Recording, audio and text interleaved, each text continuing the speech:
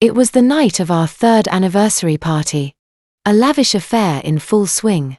When I saw my husband Ethan Sterling entangled with another woman in the quiet of our home's wine cellar.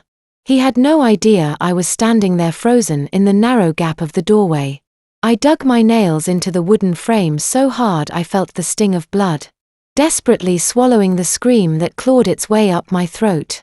The woman was Vanessa Thorne, the company's new VP of sales. A woman with sharp features and eyes that could burn through steel.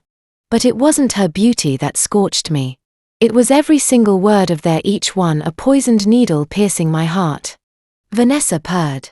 Her voice sweet as honey, but laced with a viper's venom.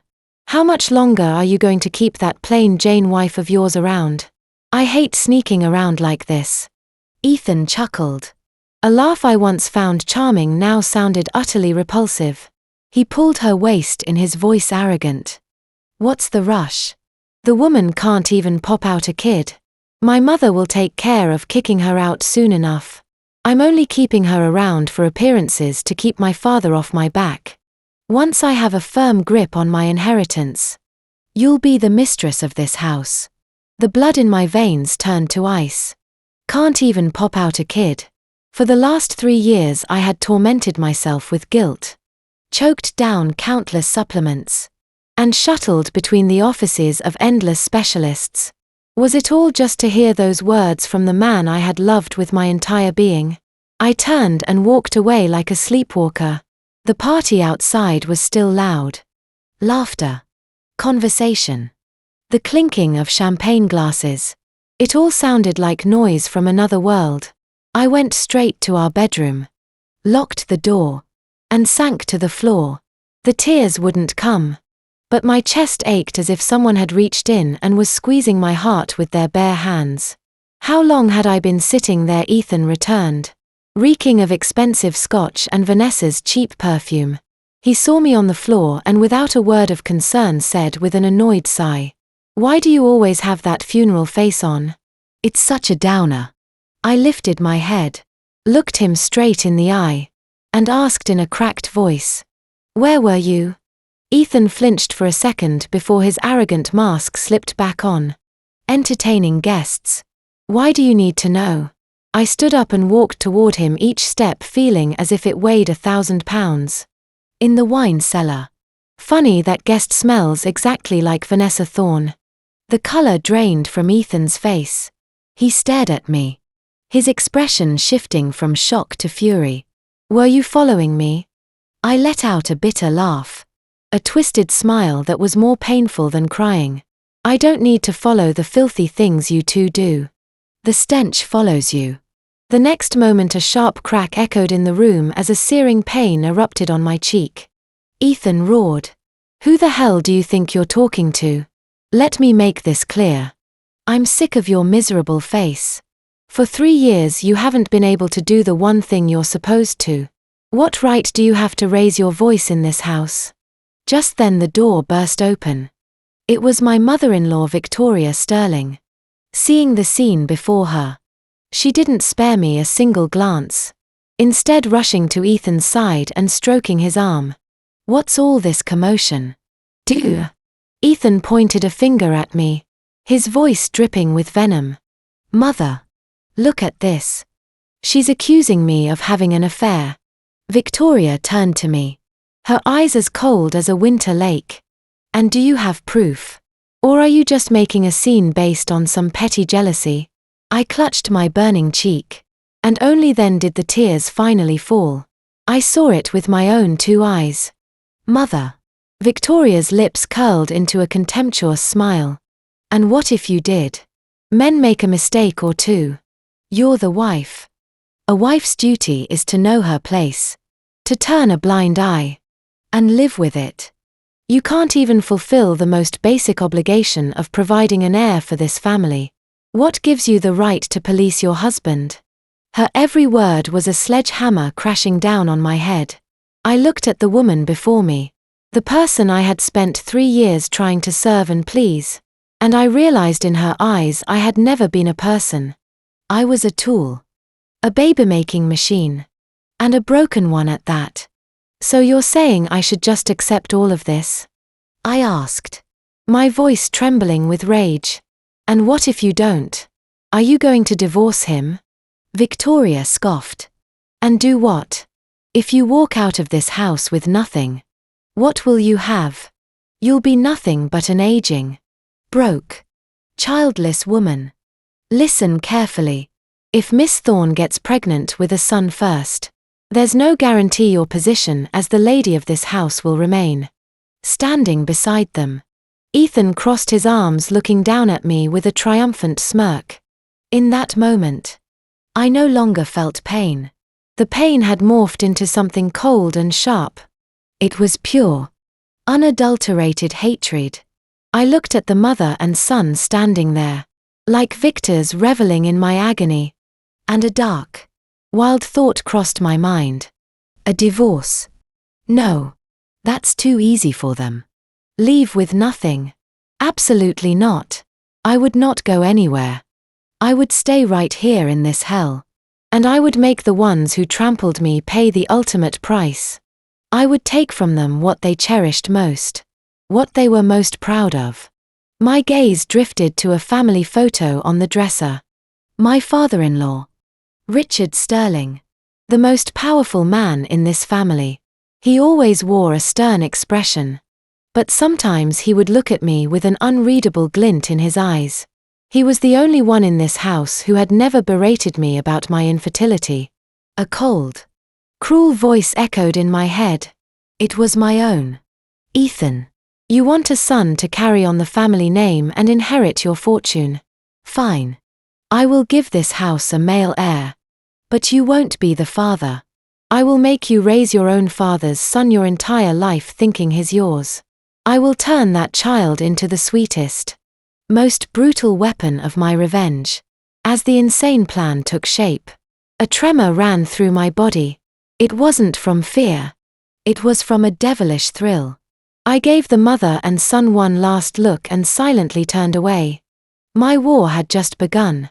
After that fateful night, I was no longer the person I had been. The obedient wife. The long-suffering daughter-in-law. That woman was dead. All that remained in this body was a vessel for a cruel revenge. A wolf in sheep's clothing. A predator patiently waiting for its moment. I didn't cause a scene. I didn't cry. And I no longer accused Ethan. The next morning, I woke up early as usual and prepared breakfast for the family. My cheek was still slightly swollen, but I concealed it with a thin layer of makeup. As I set the table, Ethan and Victoria watched me with suspicion.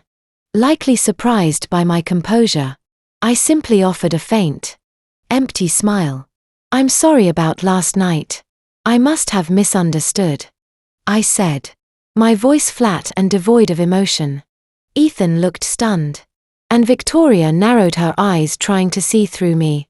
As long as you know your place, she said coldly and dropped the subject. I knew they thought I had surrendered, that I had accepted my fate, terrified of a future where I would be thrown out with nothing. They were wrong. This wasn't a surrender. It was a strategic retreat to hunt a tiger.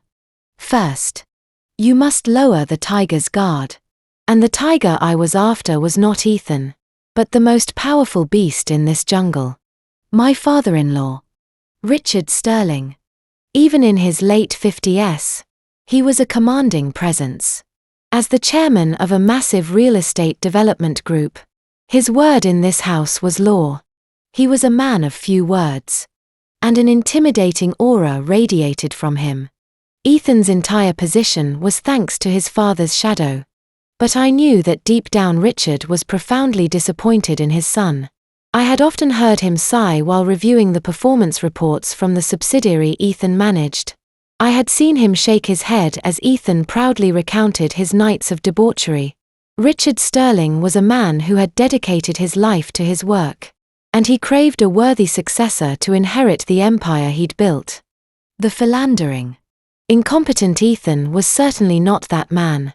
This was his weakness, and it would be my bait. I began to change. I no longer wasted my time tending to Ethan. Instead, I poured my energy into studying my father-in-law's world. I read every business journal, meticulously followed real estate market trends, and educated myself on every project his group undertook. I knew he had a habit of reading the Wall Street Journal in his study every morning while drinking tea. I started waking up even earlier, brewing the rare oolong tea he favored, and placing it neatly on his desk before he came down. At first he said nothing, merely giving me a passing glance. But I didn't let it discourage me, quietly repeating the ritual every day. Then one morning as I set down the teapot, he suddenly spoke. "You know about tea?" I was startled, but quickly regained my composure. "Not an expert, sir. But I've read this blend is good for one's health and helps clear the mind." Richard nodded and took a sip. "You're not wrong." He opened the financial paper, and I saw him pause at an article analyzing new trends in construction materials. I took a risk. "Sir, I read that article yesterday. The analysis on the potential of using composite materials in high-rise buildings was quite insightful. Not only are they lighter and stronger, but they could significantly reduce foundation load, cutting costs considerably." Richard lifted his head and looked at me. This time his eyes held not indifference, but a flicker of surprise. "You're interested in this sort of thing?" "Yes. I had some free time and did a little reading. I figured since I'm part of the family, I should know something about the family business," I said humbly. He said nothing more, but I knew I had planted the first seed in his mind. I had shown him I was not just a woman confined to the kitchen. I had a mind and an interest in his world. From that day on, our brief conversations in the study became more frequent. Sometimes it was a comment on the news, other times a few thoughts on the economy. I always maintained a learning posture, asking intelligent questions and offering fresh perspectives that made him think. Gradually, he began to open up to me. He spoke of the struggles of his early days, the fierce competitors in the market, and his anguish over Ethan. "That boy. Ethan," he said one morning with a sigh, "all style, no substance. All he thinks about is partying. Every time I give him a responsibility, someone else has to clean up his mess. I don't know what will become of this company I've spent my life building." I silently refilled his cup, but inside I was cheering. He was beginning to see me as a confidant. "Ethan just lacks motivation, I think," I said carefully. "Perhaps with greater responsibility or a turning point in his life, he might change." Richard gave a bitter smile. "Responsibility?" I gave him an entire subsidiary to run, and all he's produced is debt. At this point, I'm just hoping he has a child soon. Maybe a son would make him grow up. His words were an arrow that hit the bullseye of my plan. A son. That was what he wanted, and I would be the one to give it to him. But I had to do it naturally, masterfully. Meanwhile, Ethan and Vanessa's affair grew more blatant. They no longer met secretly in the wine cellar, but went out for dinner and movies openly.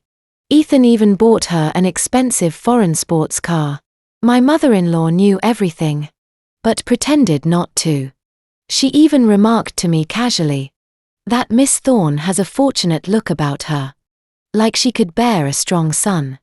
Every word from Victoria, every action from Ethan was a knife twisting in my gut.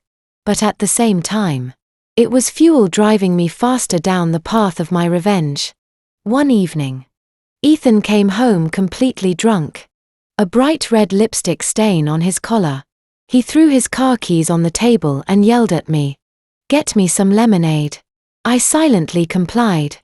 As I handed him the glass, he swatted it from my hand, sending it crashing to the floor. "Is this how you do things? Can't even do one simple thing right?" Without a word, I quietly got a cloth and began to clean up the mess. Just then, my father-in-law came down the stairs. He saw the scene, and his face hardened. "Ethan, what do you think you're doing?" His commanding voice seemed to sober Ethan up instantly. It was an accident. Dad. I just spilled it. An accident? Or were you coming home drunk and harassing your wife? Richard walked over and stared Ethan down. Look at yourself. Do you look like a responsible man? Neglecting the company. Drinking day and night. Chasing women? Do you have any idea how you're embarrassing me? Ethan hung his head, unable to say a word. Victoria rushed out to defend him. Richard. The boy is just tired from work and had a few drinks. You stay out of this. Richard roared. It's because you've coddled him his whole life that he's turned out like this. Then he turned to me. His voice surprisingly gentle. Claire. You go on up and rest. Don't mind him. I looked up at him. For a moment. I saw a flicker of protectiveness. A validation in his eyes. I gave a small nod and turned to leave. But as I passed him, I deliberately stumbled, feigning a loss of balance. Instinctively, Richard reached out and caught my arm. Careful. His skin was warm. His hand strong and steady. I lifted my head, looked him directly in the eyes, and said in a trembling voice, Thank you, sir. In that instant, our gazes locked. It was only for a few seconds. But I knew something invisible had sparked between us. I was no longer just his daughter-in-law. In his eyes, I was a wronged woman. An ally. Someone who could understand his heart. The biggest fish in the pond was starting to show interest in my bait. And I knew before long he would bite. The incident that night was like a stone thrown into a still lake, creating invisible but persistent ripples between my father-in-law and me. Nothing was the same. The way he looked at me now held something different. An interest that went beyond the typical father-in-law, daughter-in-law relationship. He no longer addressed me formally as you, but occasionally used my name. Claire. Could you bring me the paper? His low, warm voice sometimes sounded so gentle it startled me. I knew the path I was walking was dangerous and sinful. But every time I saw Ethan and Vanessa's triumphant faces or Victoria's contemptuous glare, the fire of revenge in me burned hotter, consuming all hesitation and fear. I had to keep going. I had to see it through to the end. I began to create more opportunities for us to accidentally cross paths. I knew he had a habit of taking a walk in the estate's garden for a late afternoon break. I started going to the garden around that time. Sometimes pruning the roses. Other times watering the prized orchids he cared for. We started having longer conversations. He spoke not only of work, but also of his youth and his ambitions. I realized that behind that cold, authoritative exterior was a rather lonely soul. My mother-in-law, Victoria, was a woman who chased material possessions and status. She was more interested in social galas and expensive luxury goods than her husband's inner world. His only son, Ethan, was a great disappointment. I became the only person in this house who would sit quietly and listen to him. You know, I once dreamed of being an architect, he said one day, looking out at the sunset. I wanted to design magnificent buildings with my own hands. But the weight of the family, the pressure to take over my father's business, I had to give up that dream. I hoped Ethan would follow it for me. But he doesn't have an ounce of passion. I said quietly, I don't think it's ever too late to chase a dream. Sir, you're still a remarkable man. And you can do anything you set your mind to. He turned to look at me and smiled. A rare sight. You're the only one who seems to understand me. Those words were a kind of validation. I knew I now held a special place in his heart. Meanwhile, in front of Ethan, I continued to play the role of the patient, long-suffering wife. As I grew quieter and less jealous, he became more arrogant. He openly brought Vanessa home for dinner, introducing her to relatives as a close friend. Victoria showered Vanessa with praise, calling her capable and charming. It was as if I were invisible in my own home. Every dinner with Vanessa present was torture. She would sit next to Ethan, placing food on his plate, laughing and chatting intimately, occasionally shooting me a provocative look. I would just lower my head and eat. But under the table, my nails dug into my palms. The only one who showed any discomfort was my father-in-law. He would often put his fork down with a sharp clink, clear his throat, or change the subject to business, breaking the suffocating atmosphere. Every time he did, I felt his unspoken support. One weekend, the rest of the family went out, leaving just Richard and me at home. Victoria and Ethan had taken Vanessa to see a piece of property on the outskirts of the city, claiming it was for investment purposes. I knew it was just an excuse.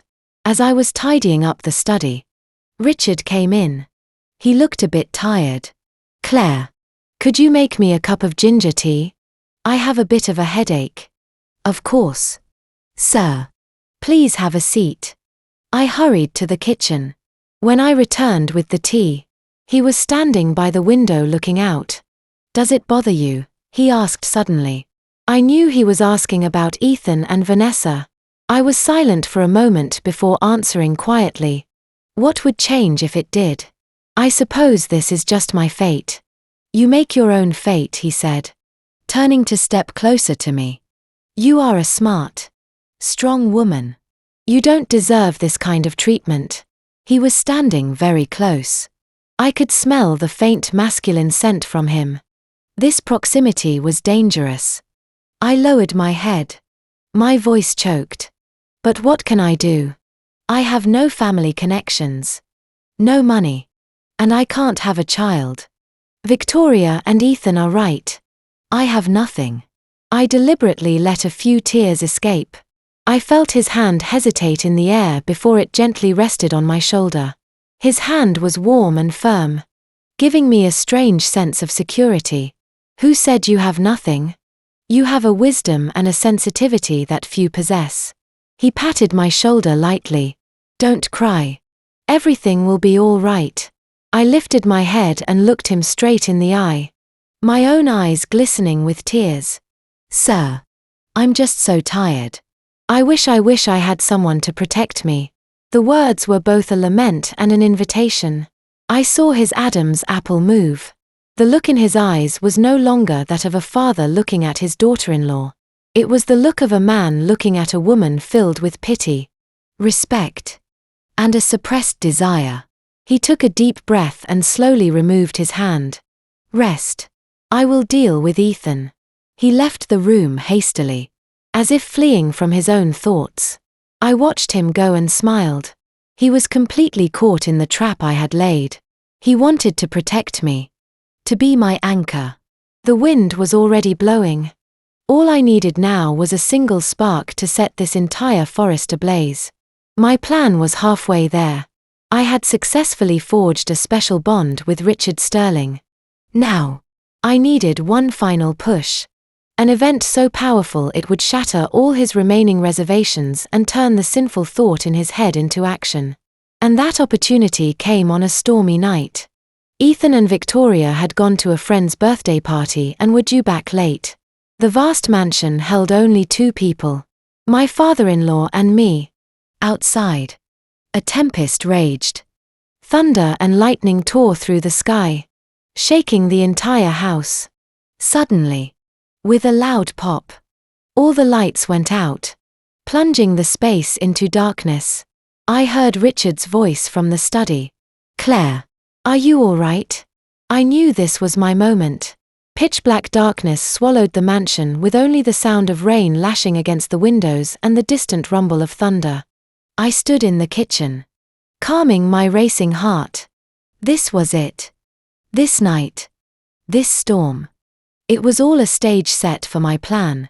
"I'm fine. Sir. Stay where you are. I'll bring a candle." I tried to keep my voice from trembling. I fumbled in a drawer and found a few candles and a box of matches. As I lit one, the yellow flame danced across my face, casting eerie shadows on the wall. Holding the candlestick, I walked slowly toward Richard's study. The heavy wooden door was slightly ajar. I pushed it open gently and went inside. He was standing by the window, his large silhouette stark against the lightning-lit sky. He turned at the faint candlelight in my hand. "You found some. Good girl." His voice sounded a bit lighter. I placed the candle on his desk. As the light illuminated his face, I could read a hint of anxiety on his brow. "Are you afraid of the dark, sir?" I blurted out, then immediately felt I had been too forward. He let out a low chuckle. "Not so much afraid as I dislike the feeling of not being in control." I remained silent. I understood what he meant. He was a man accustomed to holding power his entire life, to having everything under his control. The darkness, the uncertainty, it made him uneasy. I brought a few more candles and placed them around the room, which gradually became brighter and cozier. We sat on the sofa. No one spoke. There was only the sound of the rain and the soft crackle of the burning wicks. The atmosphere was strangely suffocating. I knew I had to be the one to break the silence.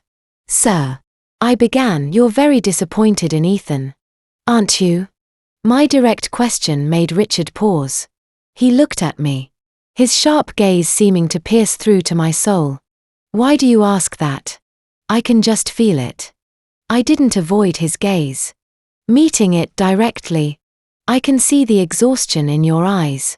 You've been carrying everything for so long. You built a great empire. But your only heir gives you no peace of mind. I know your biggest worry isn't money, but the family lineage, the succession." Every word I spoke seemed to touch upon the deepest, most hidden corners of his heart. His stern expression slowly softened, replaced by a profound sadness. He didn't answer, but let out a heavy sigh that said more than 1,000 words of admission.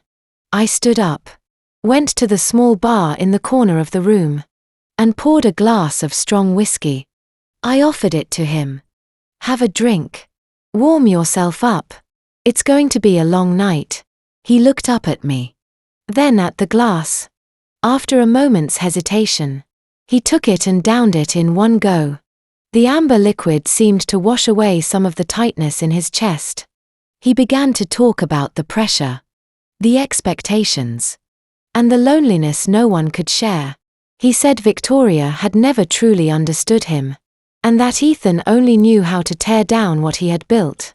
Sometimes I ask myself what I'm working so hard for, just to hand it all over to that worthless son of mine, and watch him run it into the ground in a few years. His voice was hoarse with emotion. I sat down next to him, closer than before. "Don't say that, sir. Everything you've accomplished will never disappear. It just needs someone worthy to protect and grow it." "Someone worthy?"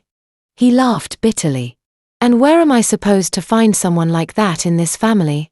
Just then, lightning tore across the sky, illuminating the room, followed by a deafening clap of thunder. I yelped in genuine surprise and reflexively leaned toward him, my entire body collapsing into his arms. My trembling was not entirely an act. I truly was afraid of thunder.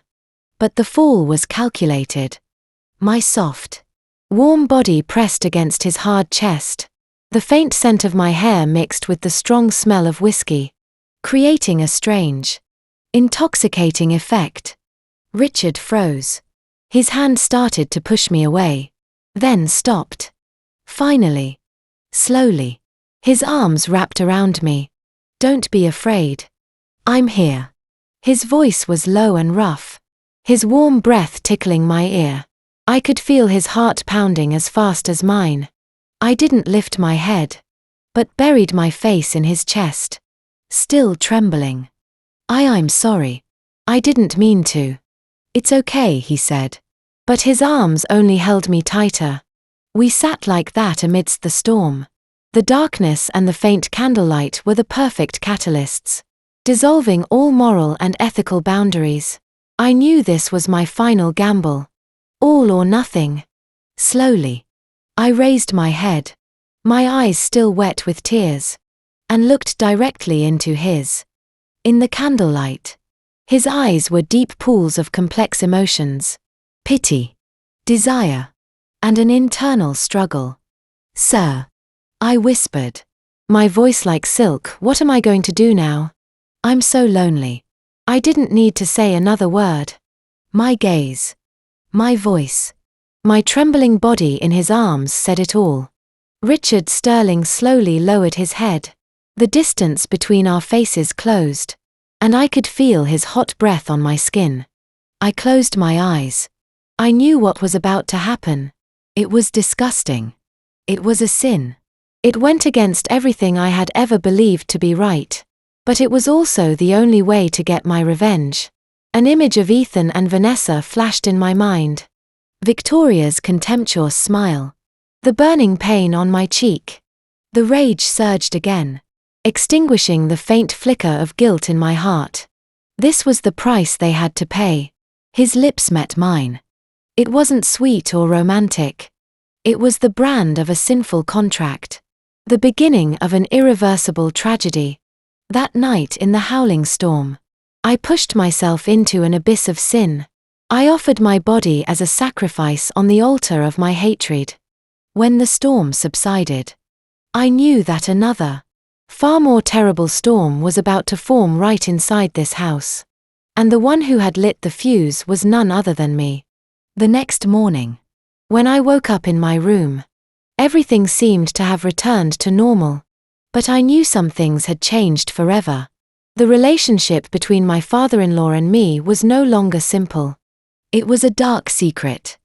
An invisible shackle that bound us together. An odd silence fell between us in the days following that stormy night. We avoided each other's eyes when others were around. The conversations in the study ceased. But the silence wasn't born of distance.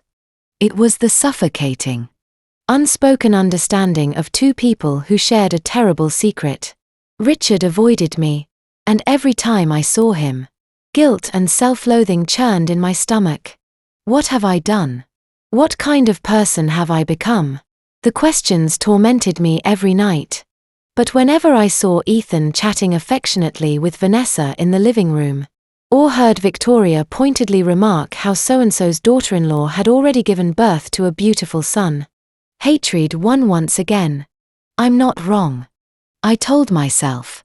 This is the path they forced me onto. I had to keep going. I had to complete my plan. I needed a child. Richard Sterling's child. That was my sole objective. My ultimate weapon. But it wasn't easy. How could I get pregnant with my father-in-law's child without anyone suspecting? I started pretending to mend my relationship with Ethan.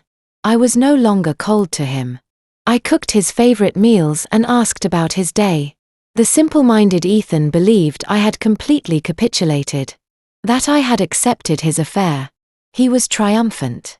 "You should have known your place sooner," he told me while texting Vanessa. "Just play the quiet little wife, and I'll make sure you're taken care of." I just smiled. A fake, submissive smile. But inside I was screaming. I needed Ethan's advances as the perfect cover. It would legitimize the child in my womb later on. At the same time, I had to find a way to approach my father-in-law again. His avoidance made me anxious. If he decided to end things, my plan would be ruined. I had to make sure he couldn't escape this swamp of sin. I knew his weaknesses were his loneliness and his desperate desire for a worthy heir. I decided to exploit them. One evening, knowing he was working late in his study, I brewed a calming tea and brought it to him. "Sir, you've been working so late. I thought this might help you relax." As I placed the cup on his desk, I deliberately let my hand brush against his. He flinched and pulled his hand back, unable to look at me. "Thank you."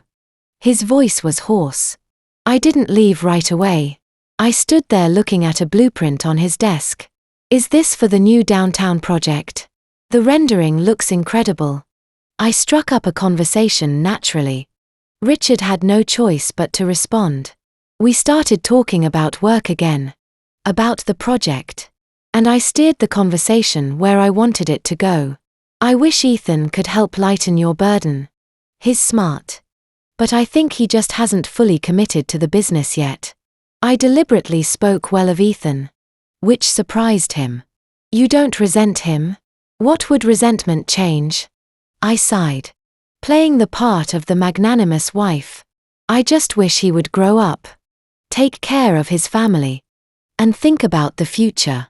I think having a child would probably change him. I mentioned the word again. Child. A magic word for him. I saw his gaze darken. I hope so. 2. We're trying.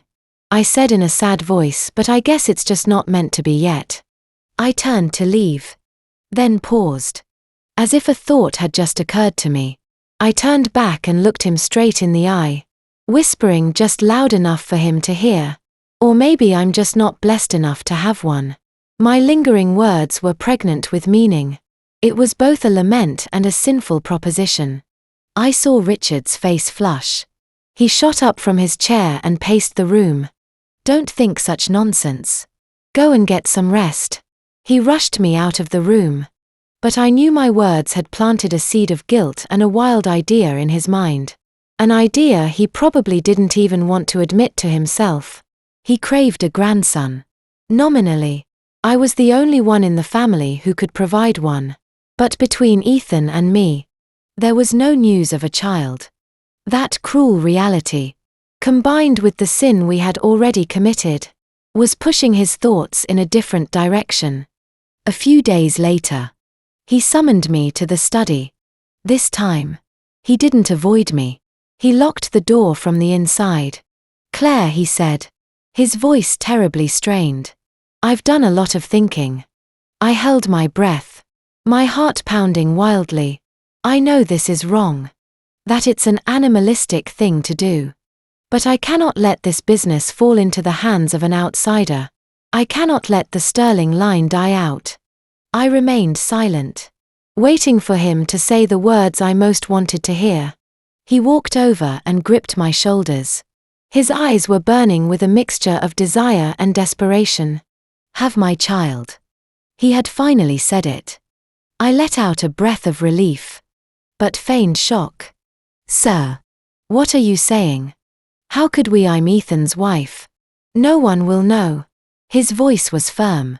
When the child is born, he will bear the Sterling name and be the heir to this family.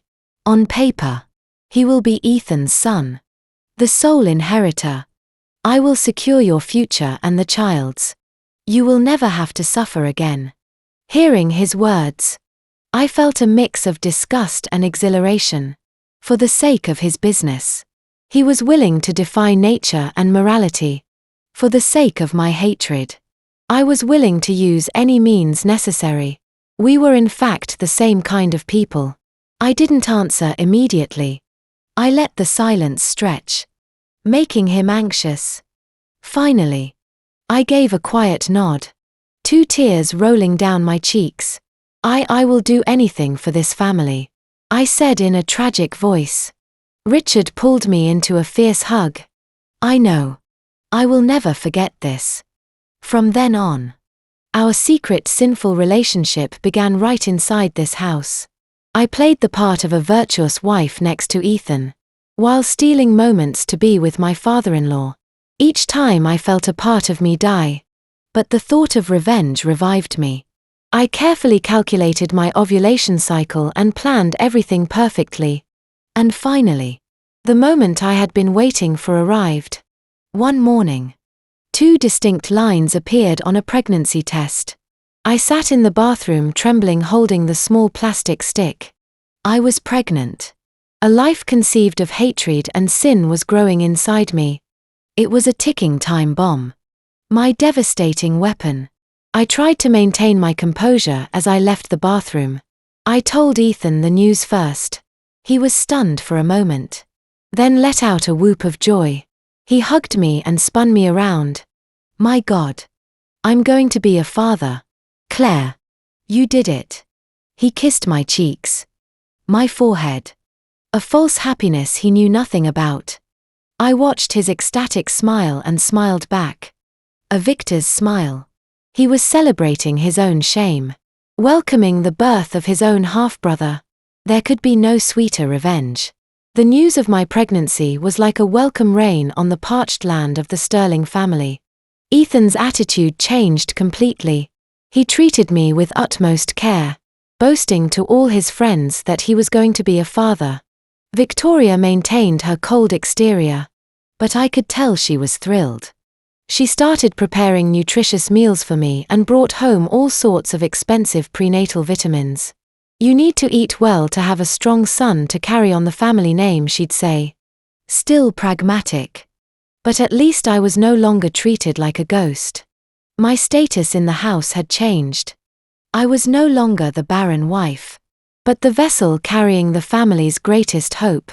The person who was happiest was probably my father-in-law, but his joy had to be completely hidden. He expressed his concern only through small gestures. He'd tell me to be careful when I walked or frowned if he saw me eating too little. When we were alone, his gaze on my stomach was a complex mix of joy, worry, and guilt. "You must take good care of yourself. If you need anything, don't hesitate to tell me," he said to me once when we were alone in the study.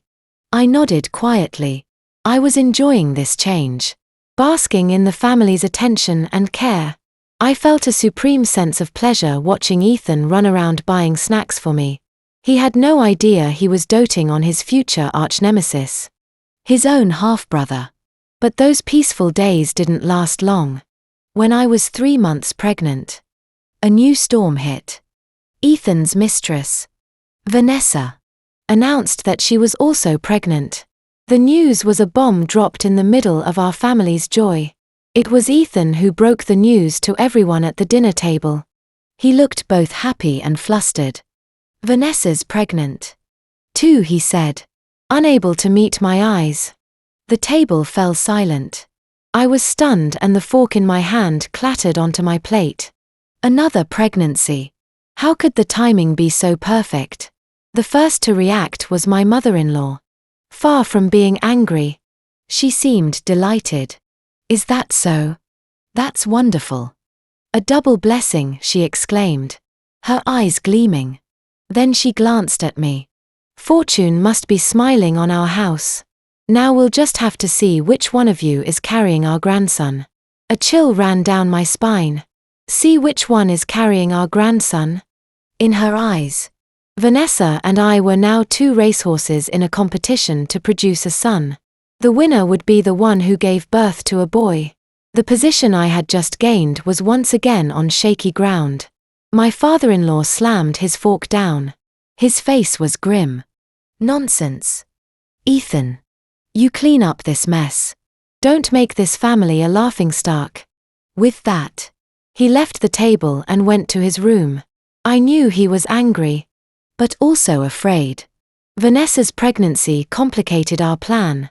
If she had a son and I had a daughter, our child, his true bloodline, would be overshadowed by a fraud. From that day on, tension returned to the house. Victoria began to openly dote on Vanessa. She invited her to the house more often, cooking her elaborate meals. She treated Vanessa even better than she had treated me when I first became pregnant. "Vanessa is craving sour foods. It must be a boy," she would say loudly at the dinner table, making sure I heard. Vanessa became insufferably smug. She strutted around the house like a queen, looking at me with a mixture of pity and provocation. She seemed to believe that as long as she had a son, she could march into this house and kick me out. Ethan was caught in the middle, torn between pleasing his mother and not angering his father. He couldn't treat me badly either, as I was carrying his son. He was a puppet, pulled in every direction. I maintained my composure on the outside, even pretending to be understanding. "I understand how you feel, Ethan. What's done is done. You have to take responsibility for her and the baby." I played the part of the wise wife. But a storm was raging inside me. I could not lose this war. I had to have a son. I started seeing a doctor at a private clinic who could keep the baby's gender confidential. I told the family the doctor said it was too early to tell. But every checkup was filled with suffocating anxiety. It's a boy. Mrs. Sterling. A very healthy one. The doctor's words during my 6-week ultrasound felt like a 1,000 pound weight had been lifted from my shoulders. A boy. My weapon was a powerful one. But I decided to keep this secret to myself. I wouldn't tell anyone. Not even my father-in-law. I wanted to deliver a surprise. A final game-changing blow. I wanted to see the look on Victoria and Vanessa's faces when they thought I had lost. Meanwhile, Vanessa had her ultrasound and boasted to everyone that she was carrying a son. Victoria was ecstatic. As if she'd struck gold. She bought all sorts of expensive baby supplies for her unborn grandson. All in shades of blue. Convinced I was having a daughter. She treated me with growing indifference. Well, a girl is fine. 2. It's nice for the house to have a big sister and a little brother, she'd say to me. As if bestowing a great favor. I just smiled. Enjoy it while you can. Your laughter won't last long. Their contempt only strengthened my resolve. I quietly began to prepare for the final battle. I wanted them not just to lose, but to be utterly ruined. I started digging into Vanessa's work at the company. I asked a friend who worked in forensic accounting to review the projects she was managing. And I discovered something shocking. Vanessa, with Ethan's help, had been siphoning a significant amount of money from the company through shell corporations and ghost contracts. They were preparing an escape route in case things went south. I had the evidence in my hands. It felt like holding a bomb. I wouldn't detonate it now. I would wait. I would wait until the day my child was born. That day would not only be the day I gave birth to a new life, but also the day I brought ruin to all those who had scorned and trampled me. The real storm had yet to arrive. The months of pregnancy passed in a suffocating tension. The mansion had become a grand stage with Vanessa and me as the two leading ladies in a power struggle, and the rest of the family as a discerning audience ready to pass judgment at any moment. Victoria no longer hid her favoritism. She openly treated Vanessa as her future daughter-in-law, while I was treated like a surrogate. A guest in my own home. The best food. All the attention was lavished on Vanessa and the heir in her womb. Ethan was completely under Vanessa and his mother's control. He paraded her around openly, even taking her to company events and introducing her like his future wife. He seemed to have completely forgotten about me, his legal wife, who was carrying his child. At least on paper. I became a shadow in my own house. I often ate my meals alone in the kitchen, unwilling to watch them sit around the dining table like a happy family. The pain and humiliation grew daily, but they didn't break me. Instead, they became a wall of fire around my heart, forging me into something as cold and hard as steel. Endure, I told myself. The closer they push me to the cliff, the more powerful my counterattack will be. The only person in the house who cared for me was my father-in-law. Richard Sterling grew more distant from his wife and son. He often ate alone in his study, and his arguments with Victoria became more frequent. "You've been acting so strange lately," I overheard her snap at him. "Ethan is about to give us an heir. The whole family should be celebrating. Yet you walk around with a long face. Don't tell me you feel sorry for that one." Richard would usually just roar back. "What do you know? Just you wait. This house is going to be in an uproar because of you and your son."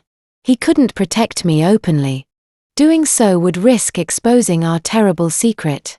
That powerlessness turned to rage, which he unleashed on Ethan.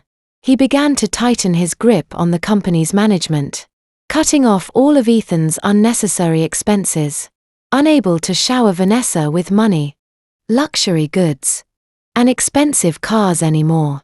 Ethan grew frustrated. I don't know what's wrong with Dad lately. He's acting like a tyrant. He came to me one day. It was the first time in months he had lowered himself to ask me for something. Can't you say something to him? I looked at the man who was once my husband and felt a bitter taste in my mouth. He only sought me out when he needed something. I scoffed. I'm just a woman living on your charity. How could I dare speak to him? Why don't you ask Ms. Thorne? She's so capable and has your mother's favor. Maybe she'd have better luck. My words were both sarcastic and provocative. Ethan stormed off in a rage. He was no longer the king of his own kingdom. The power and money he had always flaunted were being slowly stripped away by his father. And the one pulling the strings behind the scenes was me. I knew Richard was doing all this for me and the child in my womb. He was clearing a path for us. He wanted to weaken Ethan to make him lose everything so that when the truth came out, he would have no power left to resist. My relationship with Richard became a secret alliance. We didn't need words. A single glance was enough. Sometimes he would leave small notes for me in the study. Going to Boston for the weekend. Taking Ethan. Take care of yourself at home. Or there's a problem with Vanessa's project. It's under investigation. You just focus on the baby. Those notes were my only comfort in those dark days. I knew I wasn't alone in this war. I had the most powerful ally. Meanwhile, I continued to gather evidence of Ethan and Vanessa's embezzlement. My accountant friend found enough dirt to send them both to prison for a very long time. I copied all the files and stored them in a safe place. My bomb was growing bigger every day. Its destructive potential more terrifying. My due date and Vanessa's were about 2 weeks apart. I went into labor first. The whole family scrambled to get me to the hospital. An expensive private facility my father-in-law had personally arranged. Victoria and Ethan looked surprised but didn't dare defy him. In the waiting room, it was just Ethan and Victoria. They sat with indifferent expressions, occasionally glancing at their phones. They were there out of a sense of duty and for appearances. I knew they were secretly hoping I would have a daughter, giving them the perfect excuse to bring Vanessa into the family. My father-in-law didn't come. He said he had urgent business. But I knew he was somewhere nearby waiting for news, more anxious than any of us. After hours of agonizing labor, a baby's cry finally filled the room. A nurse came out and smiled at Ethan. Congratulations. It's a beautiful, healthy, 8-pound baby boy. I saw Ethan's face freeze. His smile forced. Victoria stood rooted to the spot, dropping her handbag. A boy? She stammered. Yes. A little prince. The nurse confirmed cheerfully. I was wheeled out of the delivery room, exhausted but utterly triumphant. I had won. I had a son. Seeing the stunned, devastated looks on their faces, I felt that all my suffering had been worth it. Ethan came to my bedside and looked at the baby sleeping in my arms. He forced another smile. He looks a lot like you. I smiled back, a meaningful smile. He may look like me, but he's a true blessing for the Sterling family. Isn't he? Honey. Just then Victoria's phone rang. It was Vanessa. I could faintly hear her screaming through the receiver. She must have heard the news. The race was over before she had even reached the finish line. Victoria hung up, her face ashen. She walked out of the room without a word. I knew her mind was in turmoil. Her plans to make Vanessa her daughter-in-law, to welcome Vanessa's son as the heir, all of it had turned to dust. I had blocked all their paths. But this was just the prelude. The biggest bomb had yet to explode. When my son and I returned home from the hospital, my father-in-law had transformed my room into a baby's paradise. He held his grandson in his arms, an undeniable happiness on his usually stoic face. He looked at the baby, then at me, his eyes full of gratitude. "You've been through a lot," was all he said. But I understood everything. Ethan tried to play the part of a doting father, but his awkwardness was palpable. He held the baby clumsily, looking at him with the eyes of a stranger. Perhaps on a subconscious level, he sensed something was wrong. 2 weeks later, Vanessa also gave birth. She had a daughter. The news was the final blow, completely crushing all of Victoria and Ethan's remaining hopes.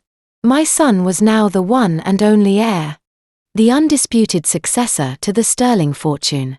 The war seemed to be over, but I knew that a cornered beast is the most dangerous, and I was waiting for their final desperate act. The birth of my son, the sole male heir, completely changed the power dynamics in the house. From a neglected wife and scorned daughter-in-law, I instantly became the most powerful woman in the family after my father-in-law. Victoria, though resentful, could not show it. My son was the family's treasure, the key to inheriting a vast fortune. She couldn't afford to ignore me. Ethan continued to live in a daze. He tried to be a father, but the bond between him and the baby was faint. He had no idea that every time he held the child, he was holding his own half-brother, the living embodiment of betrayal and hatred. After giving birth to a daughter, Vanessa lost all her power. Ethan no longer gave her money as he used to, and Victoria lost all interest in her and her child. The once prospective mistress of the house was now an abandoned single mother. Bitterness and rage would not let her rest. She began to act erratically. She called and texted Ethan constantly, sometimes crying, sometimes threatening. "You have to take responsibility for us. If you don't, I'll tell the world what a monster you really are." I overheard her screaming over the phone as I passed Ethan's room. But Ethan was no longer afraid. "What can you do? Your baby is a girl, and my wife gave me a son. Do you have any idea what my position is now?" he replied callously.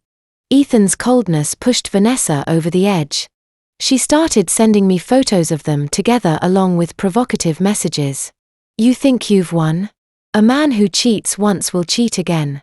Have fun clutching your son and living in fear for the rest of your life." I looked at the messages, smiled, and deleted them. There was no jealousy anymore, only pity for her. She had lost but refused to admit it. But I underestimated the madness of a woman pushed to the brink. One afternoon, as I was putting my son down for a nap, Vanessa showed up at our front door. She looked haggard and exhausted, but her eyes burned with the fire of hatred. "I need to talk to you," she said in a raspy voice. I tried to close the door, not wanting to cause a scene, but she pushed her way in with all her might. "You think you've won just because you had a son? You think you can keep my man forever?" she screamed, lunging at me. I quickly clutched my son and stumbled backward. Startled by the commotion, the baby burst into tears. Hearing the crying, Victoria and Ethan rushed downstairs. Seeing the scene, Ethan hurried to pull Vanessa away. "Are you crazy? What are you doing here?" "Me? Crazy? Yes, I am crazy." Vanessa struggled, pointing a finger straight at me. "It's all because of her. She took you. She took everything from me."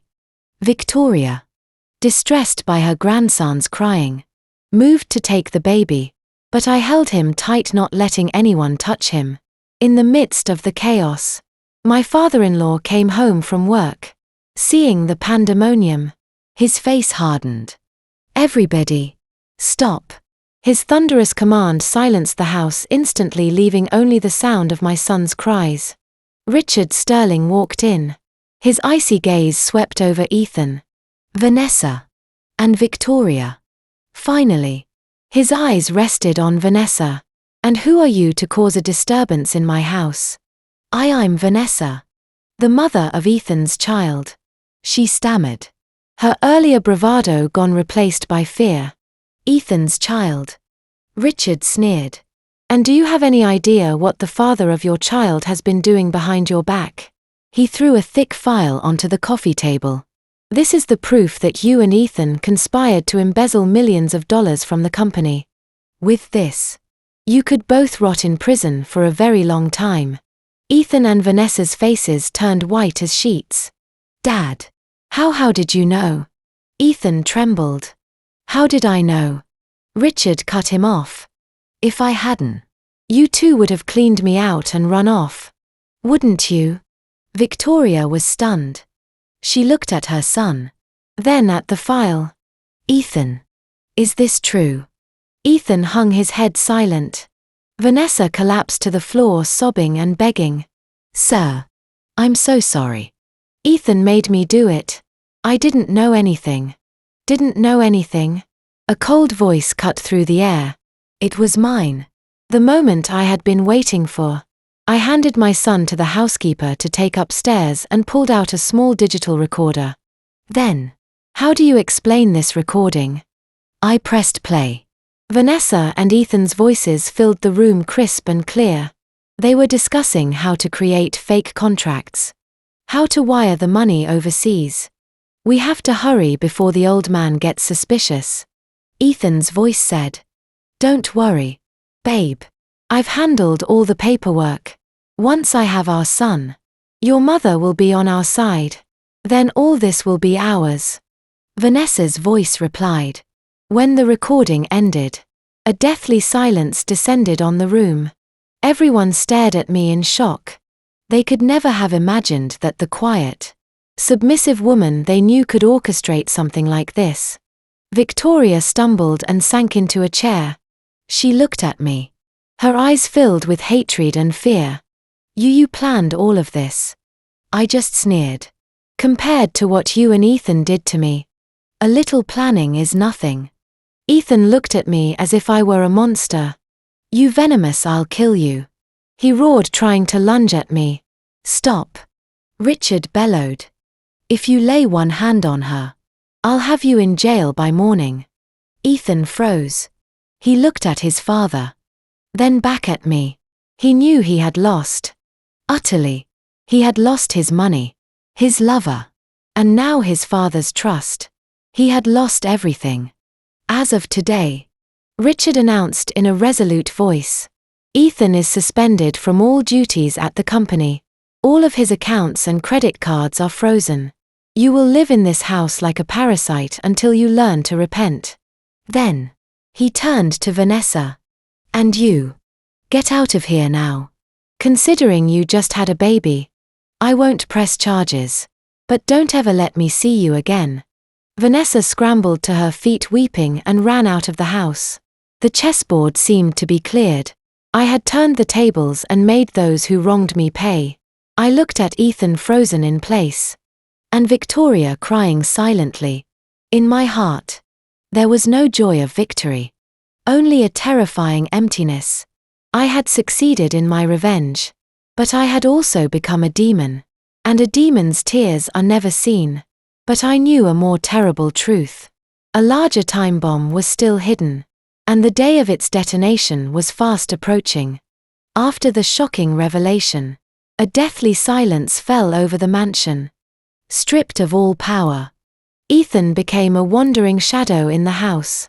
He spoke to no one, holding up in his room all day with only the occasional sound of something breaking or a muffled scream. Victoria completely fell apart.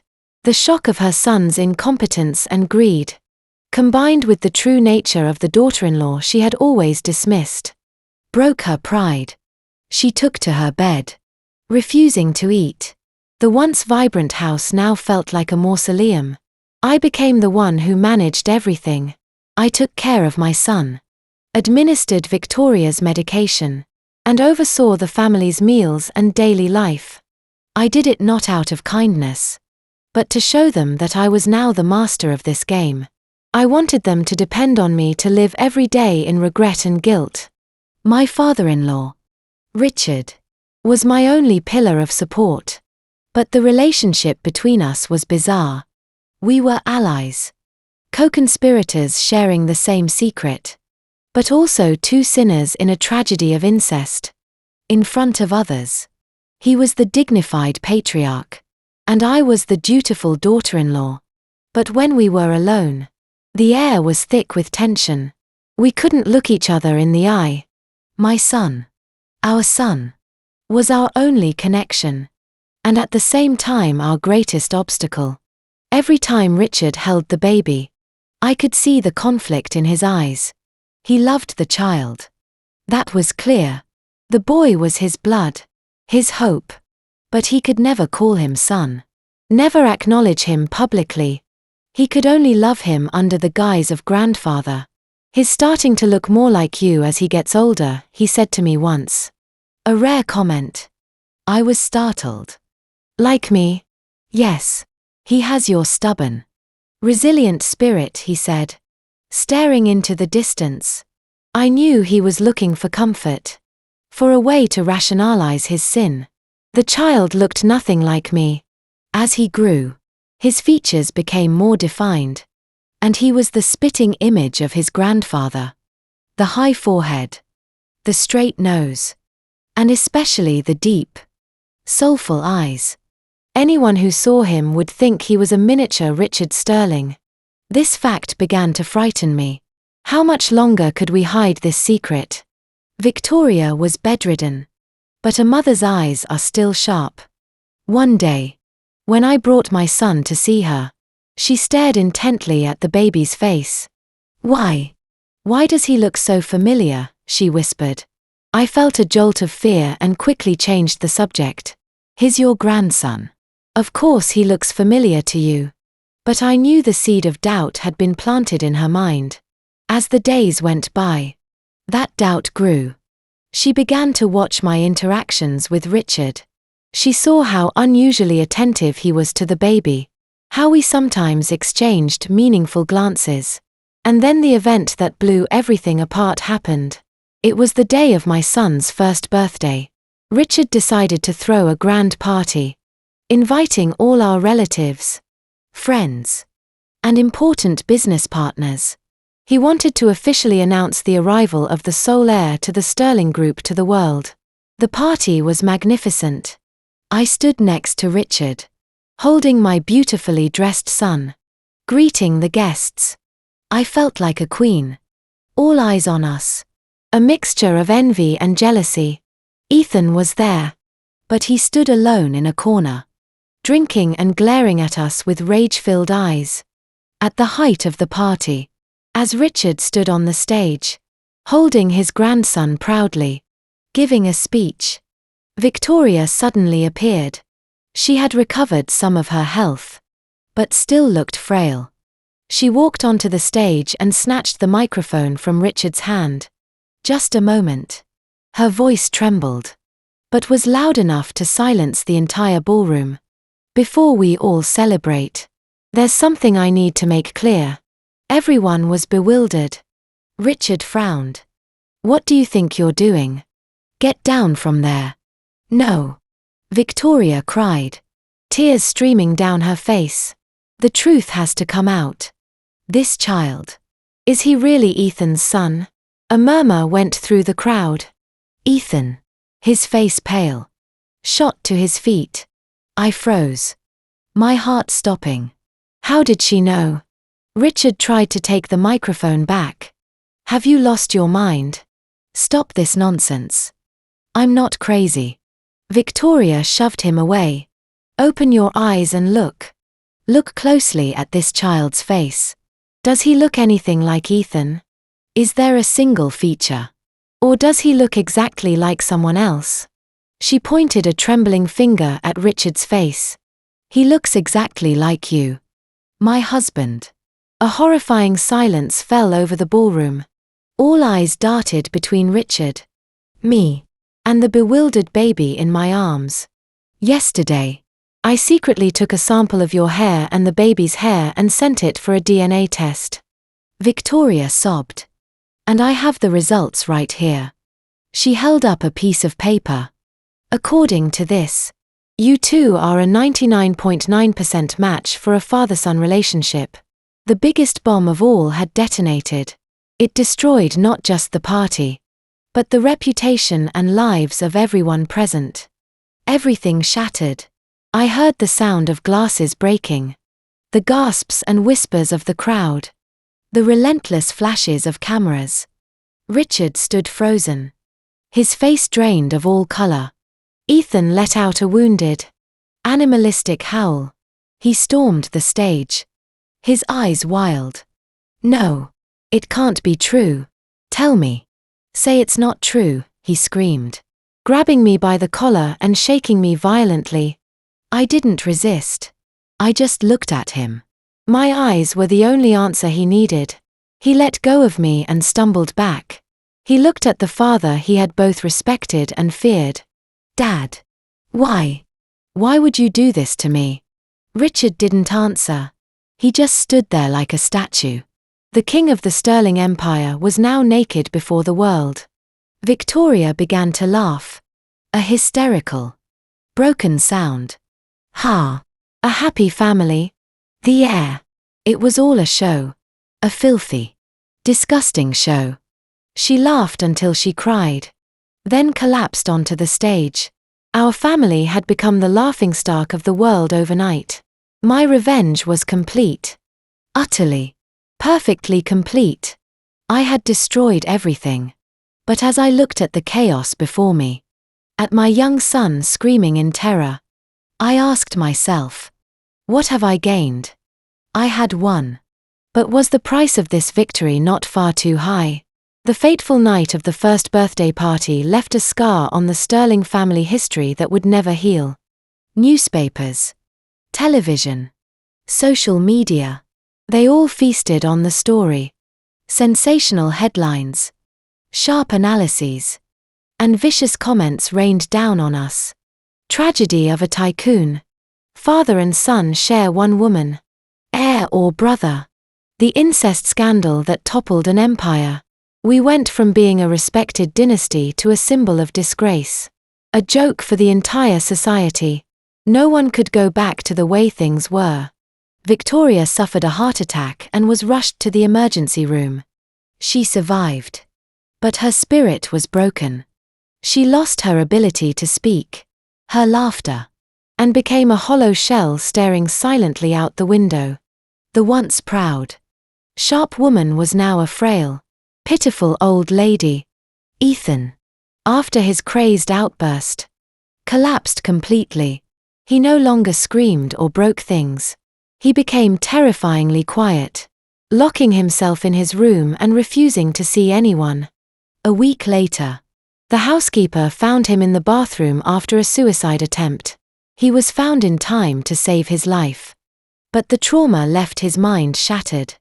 He was admitted to a psychiatric hospital. The man who had betrayed and trampled me was now paying a terrible price for his sins. I felt no satisfaction. Only a cold, hollow emptiness. And Richard Sterling, once the most powerful man, aged a decade overnight. The company's stock plummeted, and partners cancelled contracts one after another. The empire he had spent a lifetime building was on the verge of collapse. He stopped going to the office, sitting alone in his study with bottles of strong liquor. He never once blamed me. Perhaps he knew he had no right to. This tragedy was of his own making. One evening, he called me to his room. He sat amidst a mess of empty bottles, his face gaunt. "It's all my fault," he said, his voice hoarse. "I was too obsessed with having an heir. Too selfish. I ended up tearing this family apart." He handed me a file. "This is all that's left of my personal fortune. I've transferred everything into your name and the boys'. Take it. Take our son and leave this place. Go somewhere far away and start a new life. He shouldn't have to grow up in the shadow of this shame." I looked at the file, then back at him. "And you?" "I'll stay here." His eyes were empty. "I have to bear the weight of what I've done. This is my punishment." I didn't take the file. I just turned away silently. I knew that money had no meaning now. What we had all lost was something no amount of money could ever buy back. I had succeeded in my revenge. I had made everyone who hurt me suffer. But so what? I too was living in a hell of my own making. Every time I looked at my son, I saw Richard. And I was reminded of my sin. The child was innocent. But he would have to carry this stigma for the rest of his life. I decided to leave. I took nothing that belonged to the Sterling family. With only my son, I boarded a bus to my parents' quiet hometown, to a small house with a little garden. I wanted my child to grow up in a peaceful place, away from the sins and storms of the adults. The first few years were hard. I had to face the whispers and curious stares of the neighbors. But I didn't care. I devoted all my time to raising my son, tending the garden, and finding a semblance of peace. My son grew up healthy and kind. He was my reason for living, the only strength that kept me going. Occasionally, I would hear news of the Sterling family. Richard's group eventually went bankrupt. The mansion was sold to pay off debts, and he moved into a small apartment, living as a recluse. Victoria was discharged and lived with him, an old couple taking care of each other. Ethan was still in the hospital with no signs of improvement. The once glittering family was now nothing but ashes. Years later, around the time my son started school, I received a letter. It was in Richard's old, trembling handwriting. There wasn't much in it. He just asked if we were well and said that he and his wife now frequented a church praying for us. At the end of the letter he wrote, "If there is a next life, I pray we never meet again." I finished the letter and cried tears I didn't know I still had. The hatred was gone, replaced by a deep sorrow for our tangled, broken lives. My revenge was a success, but it had destroyed everyone, including myself. I had won the battle, but lost the entire war. Watching my son playing happily in the yard, I made a promise to myself. I would dedicate the rest of my life to him, teaching him to be a good person, to live a life that would not repeat the mistakes of the previous generation. Even on a pile of ashes, the dawn will eventually come.